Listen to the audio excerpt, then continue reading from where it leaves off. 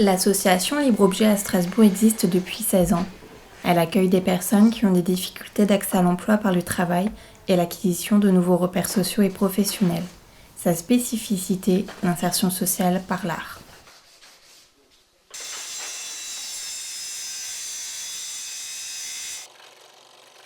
Ce sont des supports qui peuvent convenir à toute personne qui n'est pas forcément quelqu'un de manuel et dont l'objectif n'est pas de devenir artiste non plus. Donc ça permet de travailler du ponçage, du traçage, du sciage, enfin des choses qui nous permettent, nous, de valider derrière des compétences.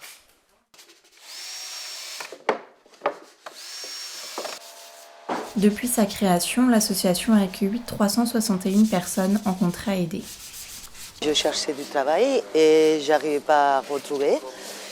Et donc j'ai eu la chance de tomber à Libre Objet.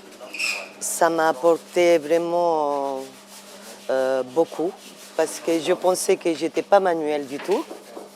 Et en fait, j'apprends beaucoup de choses. Ça m'a appris beaucoup de choses et on arrive quand même à faire quelque chose de magnifique.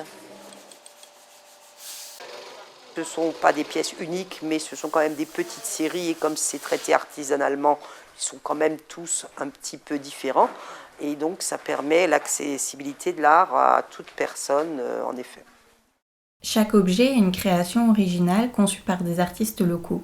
Des emballages de café se transforment en cabas, un pneu se métamorphose en cintre, un simple balai devient lampe de bureau. Utile ou objet de décoration, il bouscule notre quotidien et notre rapport à l'objet. Personnages amusants en fil de fer, matériaux de récupération, laine, bois, boutons, objets divers et variés, nous voilà plongés dans l'atelier de l'illustrateur Christian Volz, un univers qui nous rappelle l'insouciance de notre enfance. Depuis plus de 10 ans, il fait partie de l'association Libre Objet. Peut-être de la bonne conscience, de travailler pour des personnes en difficulté, de donner un coup de main à des personnes en difficulté.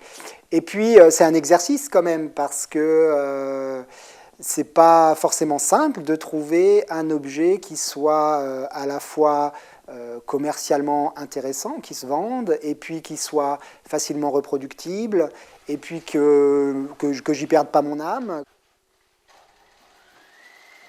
Que ce soit quand j'écris un livre, une histoire, quand j'écris une histoire, quand je fais une sculpture ou quand je fais un objet pour Libre Objet, je ne pense pas au public qui va le recevoir.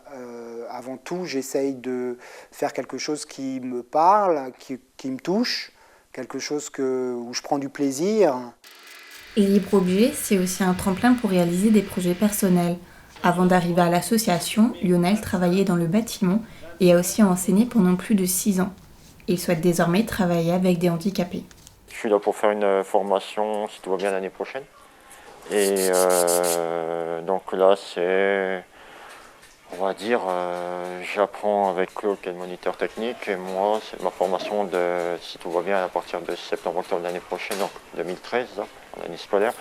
Ça sera pour devenir le même statut que Claude d'ici un an plus tard, donc d'ici juillet 2014. L'année dernière, 13 personnes ont trouvé un emploi après Libre Objet. Une réussite pleine d'espoir pour les années à venir. En ce moment, dans l'atelier, 20 personnes travaillent.